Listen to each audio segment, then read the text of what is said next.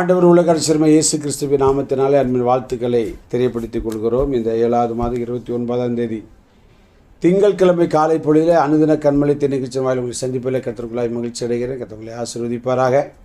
இந்த நாளுடைய தியானத்திற்காக நான் ஒரு வசனத்தை வாசிக்க கேட்போம். அப்போஸ்தலனாகிய பவுல் பிலோமோனுக்கு எழுதின நிருபம் 15வது வசனத்தை நான் வாசிக்க கேட்பேன்.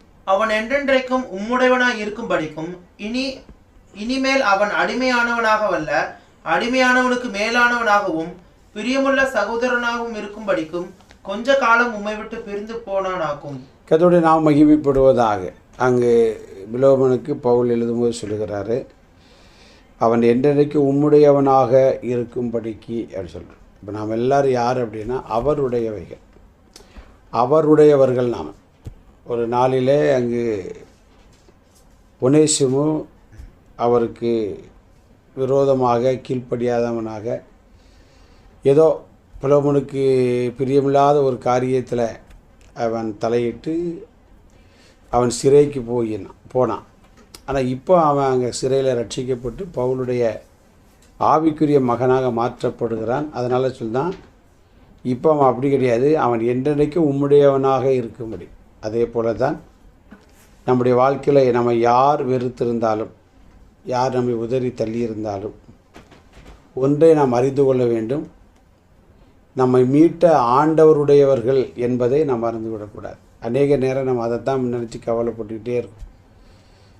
குடும்பத்தார் நேசிக்கலை, என் கூட இருக்கிறவங்களே என்னை வெறுத்துட்டாங்க, என் கூட வேலை பார்க்குறவங்க என்னை ஒதுக்கி வைக்கிறாங்க, ஸ்கூலில் படிக்கிறவங்க காலேஜில் படிக்கிறவங்களை ஒதுக்கி இது ஒரு பெரிய மன போராட்டங்கள் இன்றைக்கு எல்லா இடங்களிலுமே வந்துக்கிட்டே இருக்கு. நம்ம நெருங்கி பழகியவர்கள், நேசித்தவர்கள் நம்ம விட்டு விலகும் போதெல்லாம் நமக்கு ஒரு வெற்றிடம் நம்முடைய வாழ்க்கையில் வந்து நம்மை நிரப்புகிறதை பார்க்கிறோம். இந்த அனுதின கண்மலை நிகழ்ச்சியை கேட்டுக்கொண்டிருக்கிற அருமையான தேவனுடைய பிள்ளைகளை, ஒருவேளை உங்களுடைய வாழ்க்கையிலே அப்படிப்பட்ட ஒரு பாதையில் நீங்கள் கடந்து போகலாம். ஒன்றும் கவலைப்பட வேண்டிய அவசியம் கிடையாது. நாம் ஒரு நாளில் அப்படி இருந்திருக்கலாம்.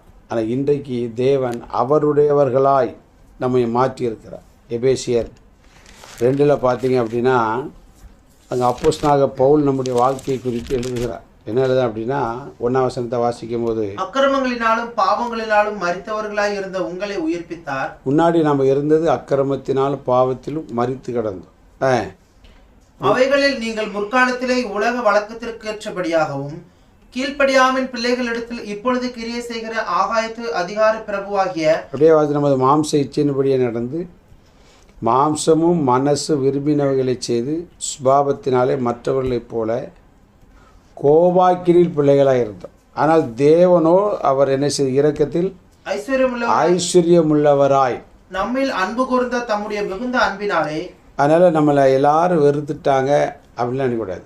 உலக அங்கே வாசிக்கிறோம், அவர் நம்ம என்ன செய்யாது இரக்கத்தில் ஐஸ்வர்யம் உள்ளவராக இருந்து தேவன் நம்மை அழைத்திருக்கிறார், நம்மை ரட்சித்திருக்கிறார், நம்மை அபிஷேகம் பண்ணியிருக்கிறார், நம்ம கூடவே இருக்கிறார், நம்மை நடத்துகிறார், நம்மை போஷிக்கிறார், நம்மை உயர்த்துகிறார், நம்மை காப்பாற்றி வருகிறார், நம்ம அணுதின தேவைகளை சந்திக்கிறார், நம்முடைய குறைவுகளை நிறைவாற்றுகிறார் என்பதை மறந்துடக்கூடாது. நம்ம அநேக சமயம் அப்படி தான், நம்ம யாருடையவர்கள் என்பதே நம்ம மறந்து அலைகிறோம். உலகத்தையும் உறவுகளையும் ஜாதியும் ஜனத்தையும் அவங்களே நம்பி நாம் வாழ்க்கையில் பல நேரங்கள் கவலையினாலும் மன போராட்டத்திலும் சிக்கிக்கொள்கிறோம். நாம் அவருடையவர்கள் என்பதை மறந்துடக்கூடாது. யாருடையவர்கள்? நம்மை அக்கிரமத்திலும் பாவத்திலும் மனசு மாம்சமும் விரும்பப்படி நடந்த நம்மை மீட்டெடுத்த ஆண்டவருடைய பிள்ளைகள் என்பதை மறந்துடக்கூடாது. நாம் அவரை சார்ந்தவர்கள்.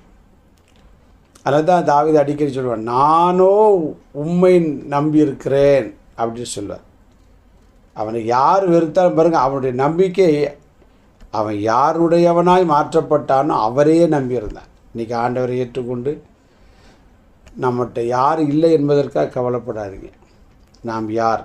அவருடைய இயேசுவானவருடையவர்கள். அவர் நமக்காக ரத்தம் சிந்தி மீட்டெடுத்திருக்கிறார். இதுவரைக்கும் அல்ல, இனிமேலும் நடத்த அவர் வல்லவராக இருக்கிறார். நாம் ஜெபிப்போம். நல்ல பிதாவே, உம்முடையவர்களார் எங்களை மாற்றி எங்களை இதுவரைக்கும் அற்புதமாக நடத்துகிற அப்படின்னாலும் சொத்து. இந்த கண்மலை தெரிவிச்சுக்கிற ஒவ்வொருடைய வாழ்க்கையிலும் எதையோ யாரையோ நினைத்து மனம் கலங்காதபடிக்கு உம்மை நினைத்து நான் அவருடையவன் அவருடையவள் என்கிற விசுவாசத்தில் பலப்பட உதவி இயேசு நிமித்த ஜெபங்கள் நல்ல பிதா. ஆமென். God bless you. நாளை காலை அனுதின கர்மலில் சந்திக்கும் வரைக்கும் தேவ கிருபை தாய் நடத்துவதாக. ஆமென்.